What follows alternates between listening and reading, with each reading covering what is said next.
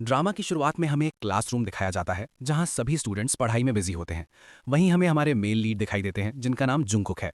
वो एक नोट लिखने में लगा हुआ होता है जिसमें लिखा होता है, ये नोट उस इंसान के लिए है जो क्लास बदलने के बाद इस डेस्क पर बैठेगा। फिर क्लास खत्म हो जाती है और जुंगकुक की क्लास के सभी स्टूडेंट्स अगली क्लास के लिए बाहर चले जाते हैं। जैसे ही वे लोग जाते हैं दूसरी क्लास आकर वहां बैठती है। उसी क्लास में हमें फीमेल लीड दिखती है जिसका नाम जीना है और वो उसी डेस्क पर बैठती है जो पहले जुंगकुक की थी। ऐसे में जीना को जुंगकुक का रखा हुआ लेटर मिल जाता है, लेकिन वो उस वक्त लेटर खोलती नहीं है, बस उसे अपने पास रख लेती है। वैसे ये क्लास मैथ्स की होती है। जब ये क्लास भी खत्म हो जाती है और लंच टाइम शुरू होता है तो सभी स्टूडेंट्स मस्ती करने लगते हैं। कुछ गेम खेल रहे होते हैं, कुछ आपस में बातें कर रहे होते हैं, लेकिन जीना सीधे ब्रॉडकास्ट रूम चली जाती है क्योंकि वो वहाँ की एक क्लब मेंबर होती है। वो ब्रेक टाइम में सभी स्टूडेंट्स के लिए एक चीयर अप सॉन्ग बजाती है। इसके बाद जब वो अपने बैग के पास आती है और उस नोट को देखती है तो जीना आखिरकार उसे खोलती है। लेटर पढ़कर उसे पता चलता है कि वो सच में एक लव नोट है और उसमें जुंगकुक ने लिखा होता है, I like you very much, Jungkook. ये पढ़कर जीना बहुत शॉक्ड हो जाती है। वो सोचने लगती है कि ऐसा कैसे हो सकता है, क्या ये कोई मजाक है या सच। फिर सीन बदलता है और हमें दिखाया जाता है कि स्कूल की छुट्टी हो चुकी है और सभी स्टूडेंट्स घर जा रहे हैं। तभी वहाँ जुंगकुक एंटर करता है जिसे देखकर लड़कियां शोर मचाने लगती हैं। ऐसा इसलिए क्योंकि जुंगकुक कोई आम लड़का नहीं बल्कि स्कूल का सबसे फेमस स्टूडेंट होता है। जैसे ही जुंगकुक जीना के पास बात करने के लिए आता है, जीना को समझ ही नहीं आता कि अब क्या करे और वो उसके पास क्यों आ रहा है। क्या वो सच में उससे बात करना चाहता है? ये सोचकर जीना बहुत डर जाती है। तभी जीना की दोस्त उसे आवाज़ देती है। जीना तुरंत अपनी दोस्त का हाथ पकड़ती है और वहां से भाग जाती है। उसकी दोस्त को समझ नहीं आता कि जीना ऐसा क्यों कर रही है और जुंगकुक वहां क्या कर रहा था।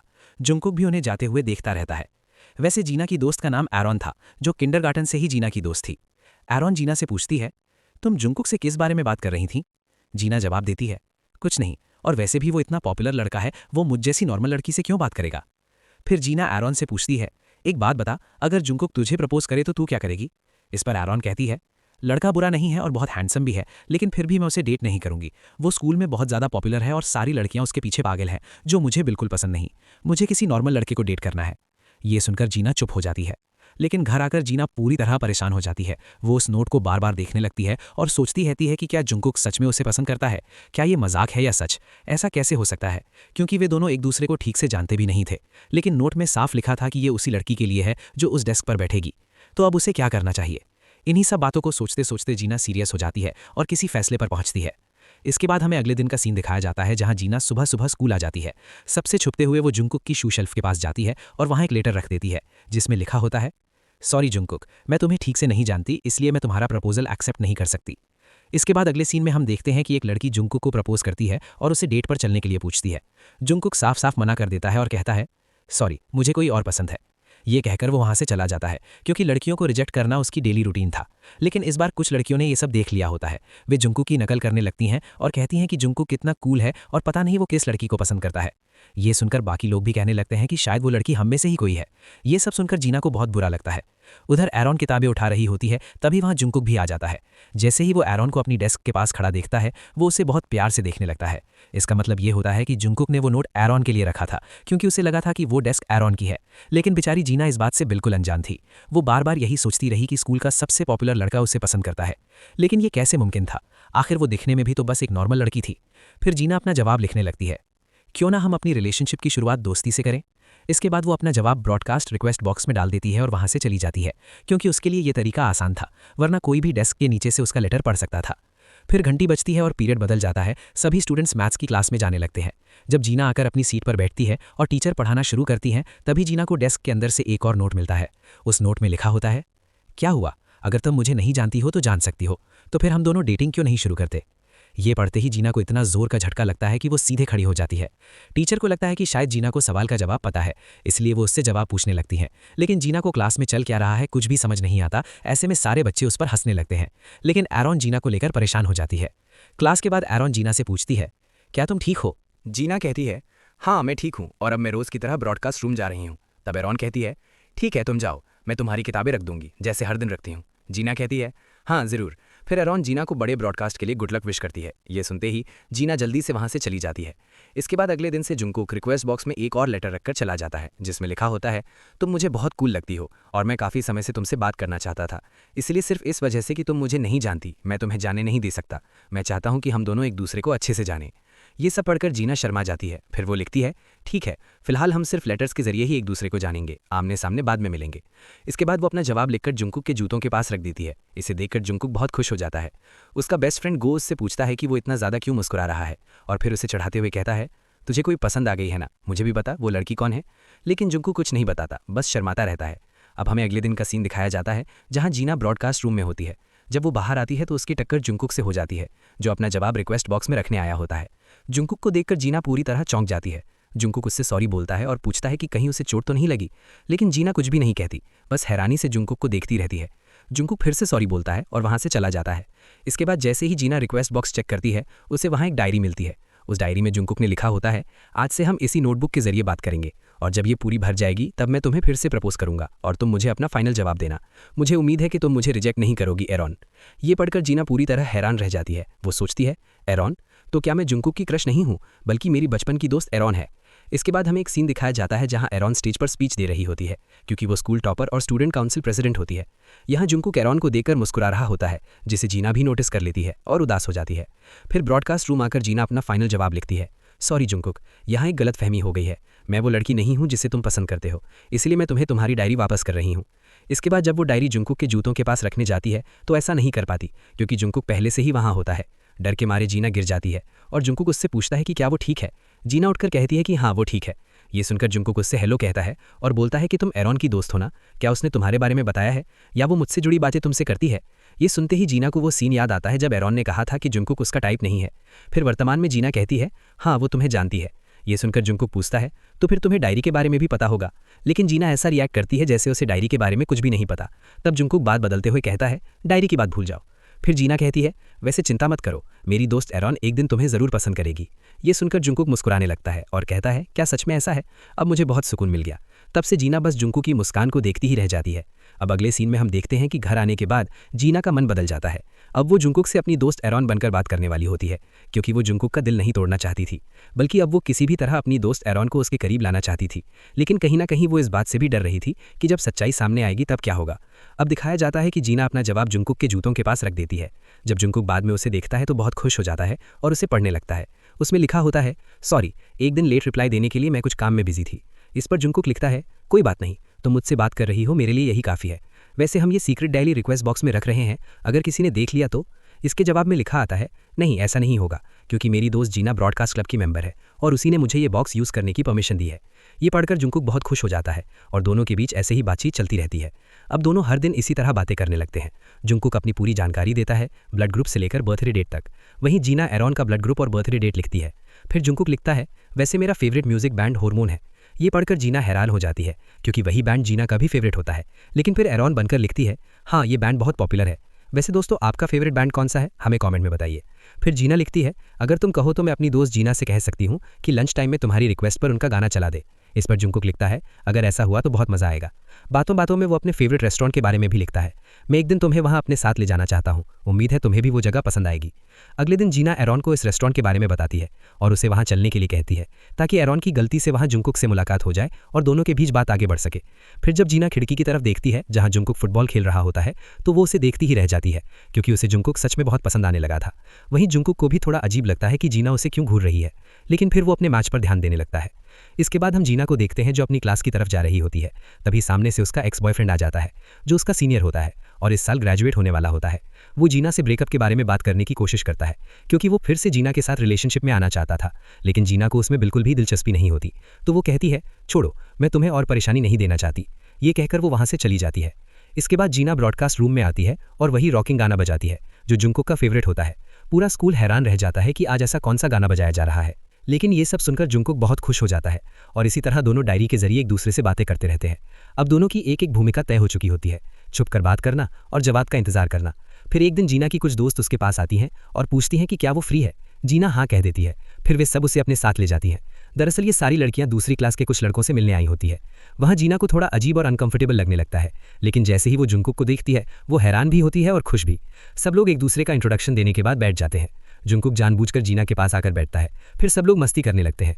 थोड़ी देर हो जाती है, तभी जुंकुक का बेस्ट फ्रेंड गो कहता है, अगर एरॉन भी तुम लोगों के साथ थी तो और मजा आता। ये कहते हुए वो जुंकुक की तरफ देखने लगता है।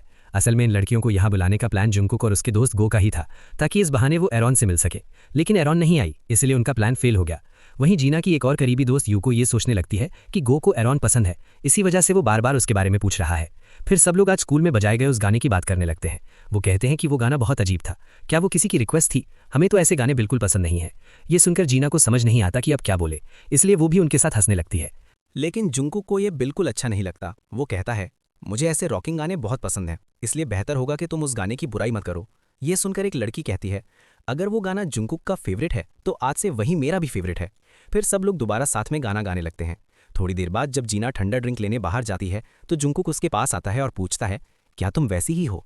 फिर वो कहता है, वो रॉकिंग गाना तुम्हारी दोस्त एरन की रिक्वेस्ट थी ना, क्योंकि उसे ऐसे गाने पसंद हैं। लेकिन जब सब लोग तुम्हारी दोस्त के फेवरेट गाने का मजाक उड़ा रहे थे तब तुमने कुछ क्यों नहीं कहा? क्या तुम्हें अपमान महसूस हुआ? अगर ऐसा है तो तुम एक नकली दोस्त हो। ये सुनकर जीना हैरान रह जाती है कि वो उससे कैसी कैसी बातें कर रहा है। फिर जुंकुक आगे कहता है, मुझे तुम्हारे जैसी लड़कियां बिल्कुल पसंद नहीं हैं, मुझे ऐसी लड़कियों से चिढ़ होती है। ये सुनकर जीना का दिल टूट जाता है और वो बहुत दुखी हो जाती है। यूको भी वहां आ जाती है और पूछती है कि क्या हुआ, लेकिन जीना कुछ नहीं कहती और वॉशरूम जाने का बहाना बनाकर वहां से चली जाती है। वॉशरूम आकर वो बहुत इमोशनल हो जाती है क्योंकि आज उसके क्रश ने उससे ऐसी ऐसी बातें कही थीं। ये सब कहने के बाद जुंकुक को भी बुरा लगने लगता है, इसलिए जब जीना किसी बहाने से घर जाने लगती है तो जुंकुक भी सबको बताता है कि वो भी निकल रहा है।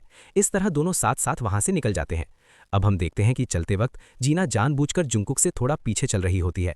तब जुंकुक उससे कहता है, तुम मुझसे दूर क्यों चल रही हो?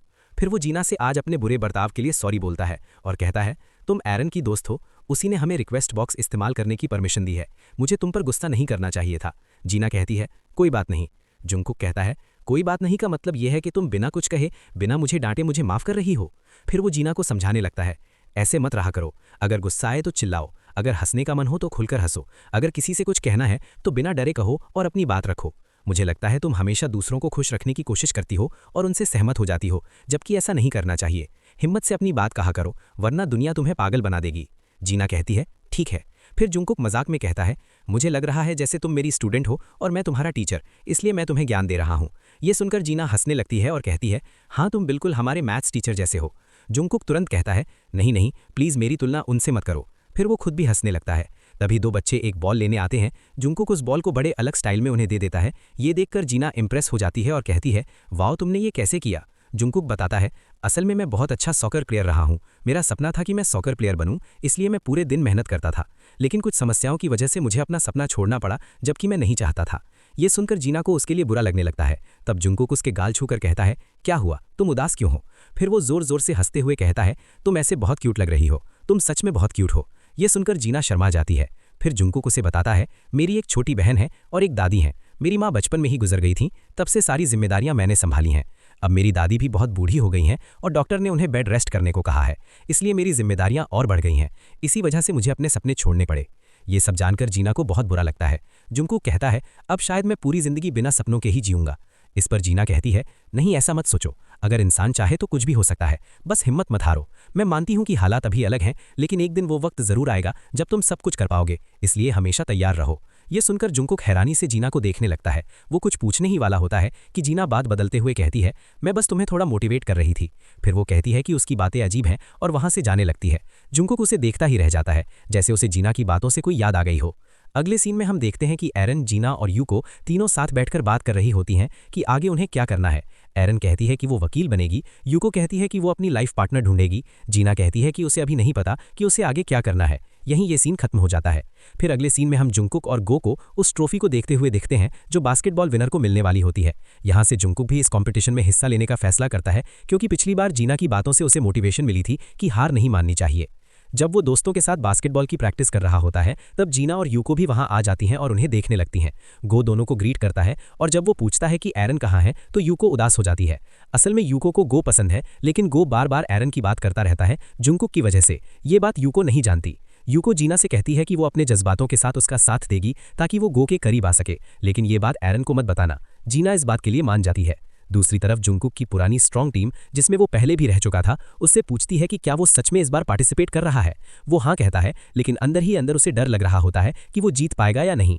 जीना ये बात नोटिस कर लेती है, इसलिए वो ब्रॉडकास्ट रूम में एक बहुत अच्छा डोंट गिव अप सॉन्ग चला देती है, जो उसी क्रेजी बैंड का होता है जो जुंगकुक और जीना दोनों का फेवरेट होता है। ये गाना सुनते ही जुंगकुक बहुत खुश हो जाता है। वहीं यूको भी इस गाने से मोटिवेट होती है और सोचती है कि उसे भी गो के लिए हार नहीं माननी चाहिए। अब जब जीना ब्रॉडकास्ट रूम से क्लास में वापस आती है तो कुछ लड़कियां उससे पूछती हैं कि वो आजकल किसकी रिक्वेस्ट पर इतने अजीब और पुराने गाने बजा रही है। असल में वो उसका मजाक उड़ा रही होती हैं। तभी एरन जीना का साथ देते हुए कहती है, मेरी दोस्त जो भी गाना बजाती है वो सारे गाने अच्छे होते हैं, मुझे वो बहुत पसंद है क्योंकि वो हमें मोटिवेट करते हैं। ये सुनकर वो लड़कियां चुप हो जाती हैं और जीना को एरन पर और भी ज्यादा गर्व महसूस होता है कि वो हमेशा उसका साथ देती है।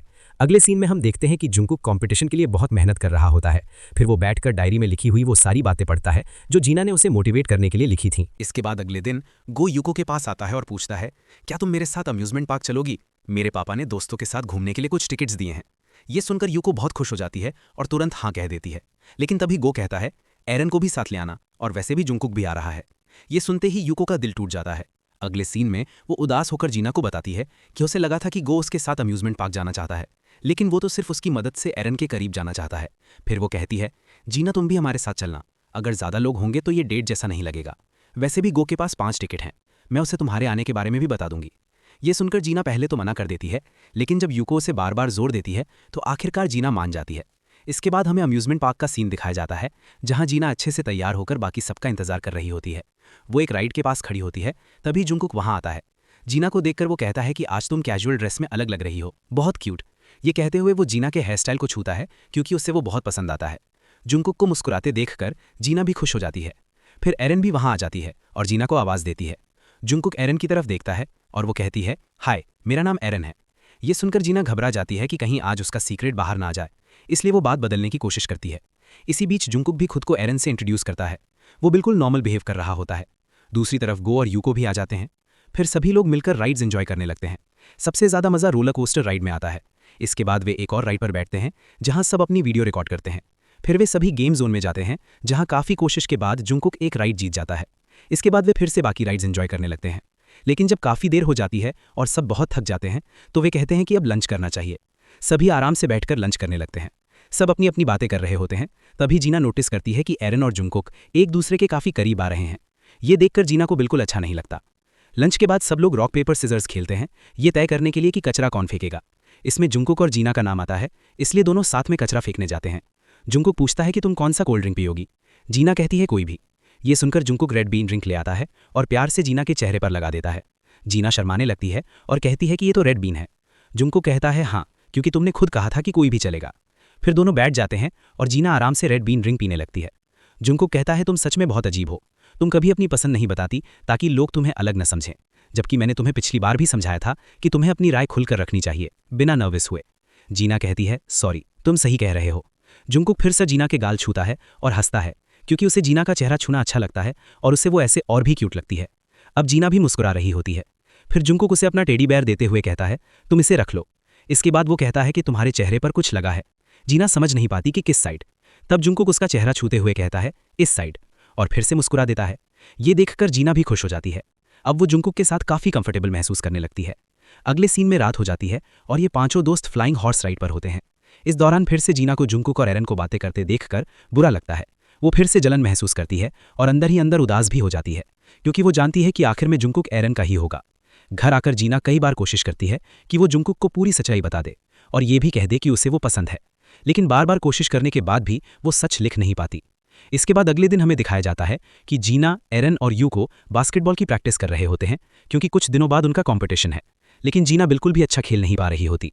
बाद में उसे अपने दोस्तों के लिए बुरा लगता है। तब एरन कहती है कि कोई बात नहीं, तुम धीरे धीरे सीख जाओगी। अब हम देखते हैं कि जब जीना ब्रॉडकास्ट रूम में होती है तभी उसका एक्स बॉयफ्रेंड यानो वहां आता है और अपनी कुछ पुरानी सीडीज जीना को देते हुए कहता है कि वो इन्हें डोनेट कर रहा है।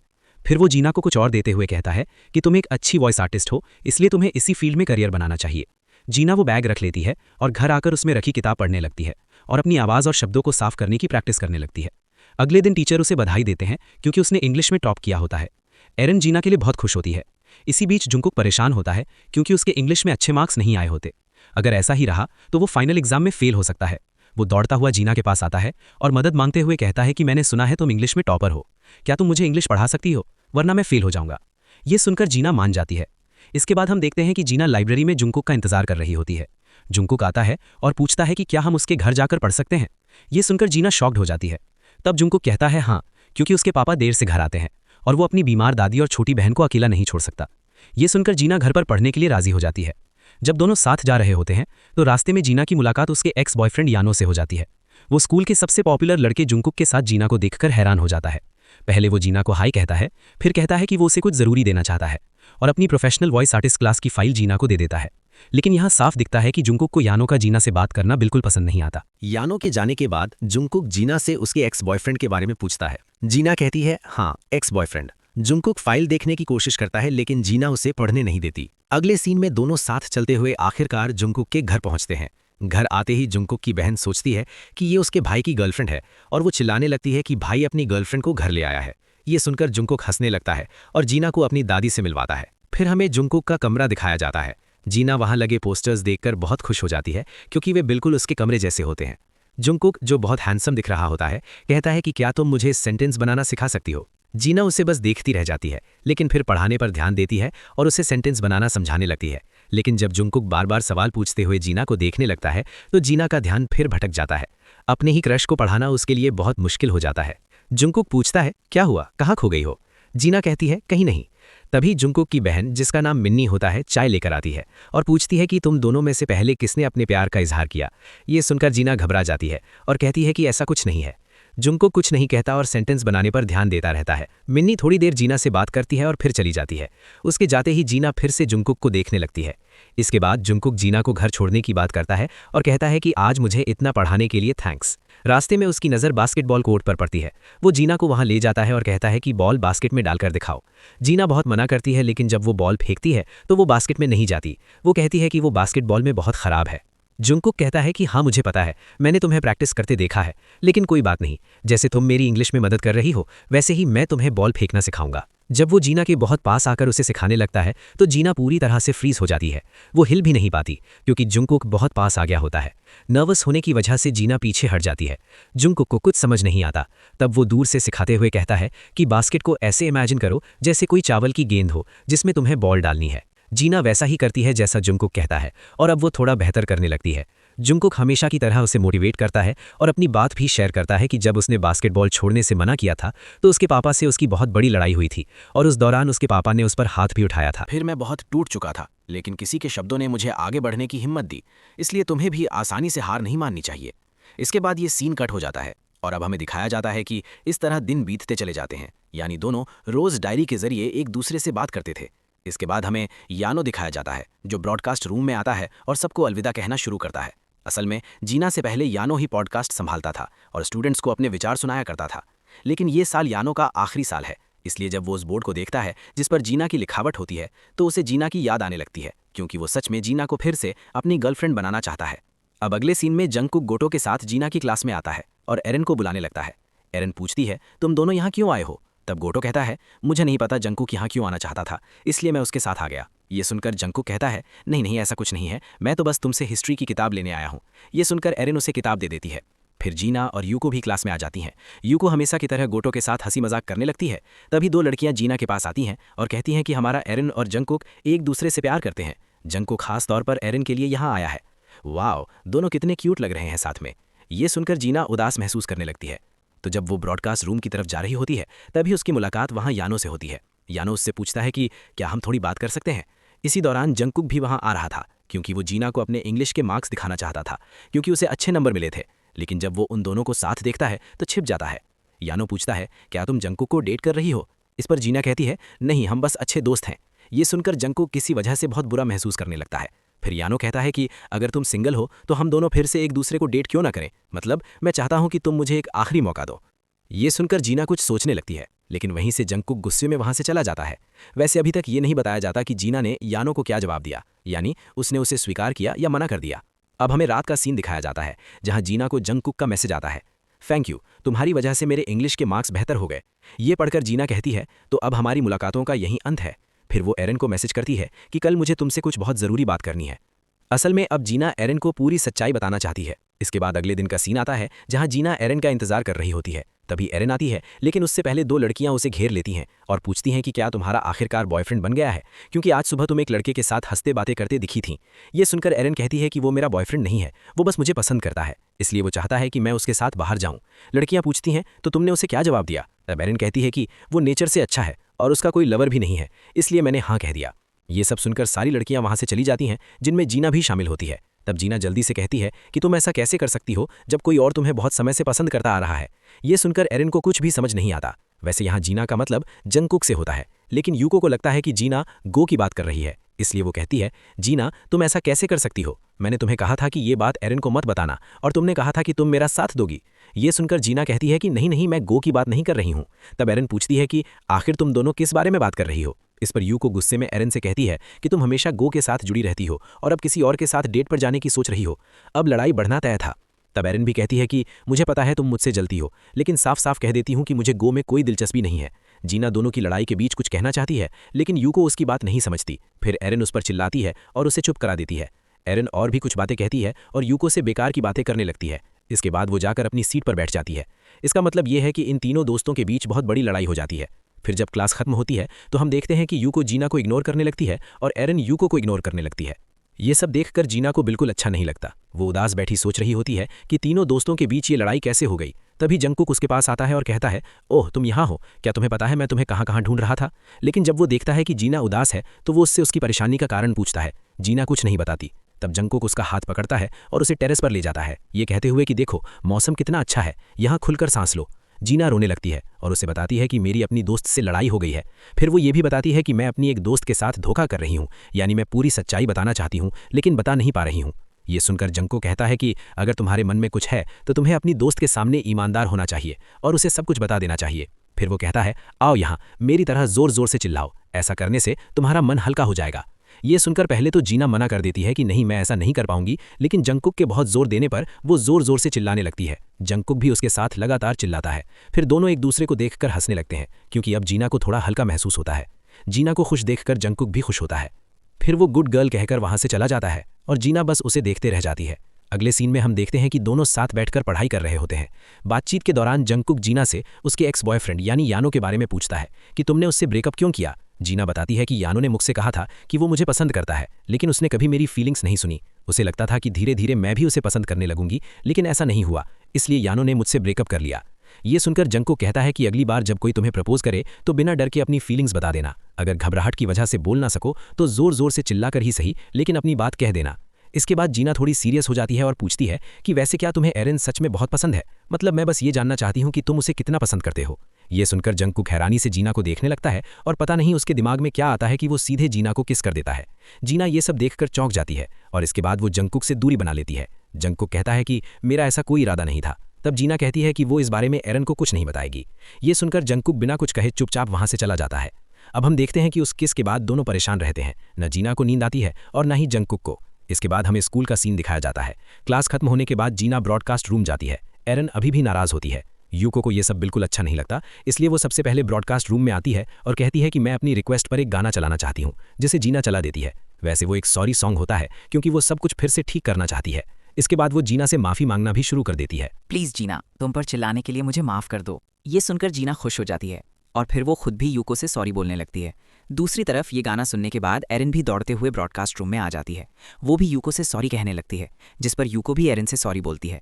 इस तरह ये तीनों आपस में सुलह कर लेते हैं, यानी अब ये तीनों फिर से दोस्त बन जाते हैं, क्योंकि यूको ने सबसे पहले सॉरी बोलकर पूरी लड़ाई खत्म कर दी थी। अब हमें दिखाया जाता है कि तीनों दोस्त साथ बैठकर लंच कर रहे हैं, हंस रहे हैं, मजाक कर रहे हैं और बहुत एक्साइटेड हैं। कल जब एरिन बास्केटबॉल कंपटीशन के लिए जा रही थी, तभी उसे बाहर से एक आवाज़ सुनाई देती है। जब वो जाकर देखती है तो उसे पता चलता है कि किसी ने रिक्वेस्ट बॉक्स में कुछ छोड़ा है। दरअसल वो सीक्रेट डायरी जंगकुक ने वहां रखी थी, लेकिन अब वो एरिन के हाथ लग जाती है।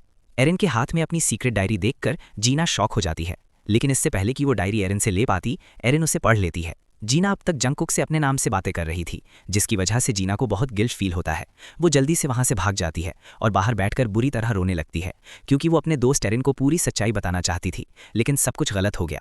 अगले सीन में हमें दिखाया जाता है कि आज स्कूल में गेम्स टूर्नामेंट शुरू हो चुका है। सारे स्टूडेंट्स खुश होते हैं और खेलों में हिस्सा ले रहे होते हैं।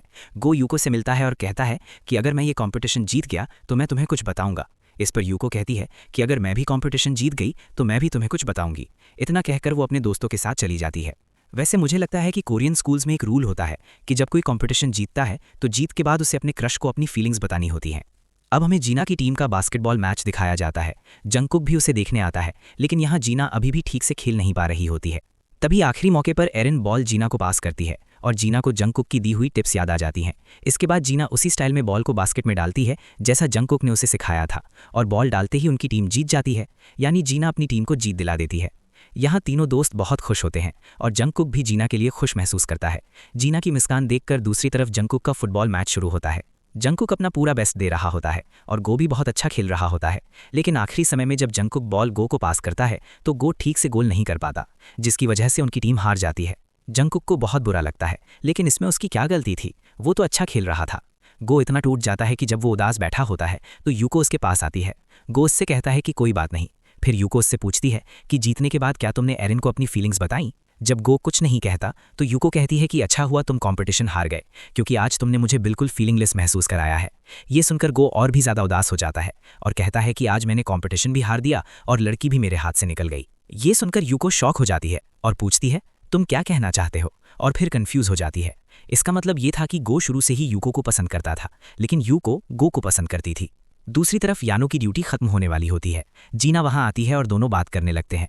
यानो कहता है कि तुम बहुत बदल गई हो। जीना पूछती है मतलब? तब वो उसे उस दिन की बात बताता है। दरअसल जब यानो ने जीना को प्रपोज किया था तब जीना ने साफ साफ मना कर दिया था और कहा था कि सॉरी, मैं तुम्हें डेट नहीं कर सकती।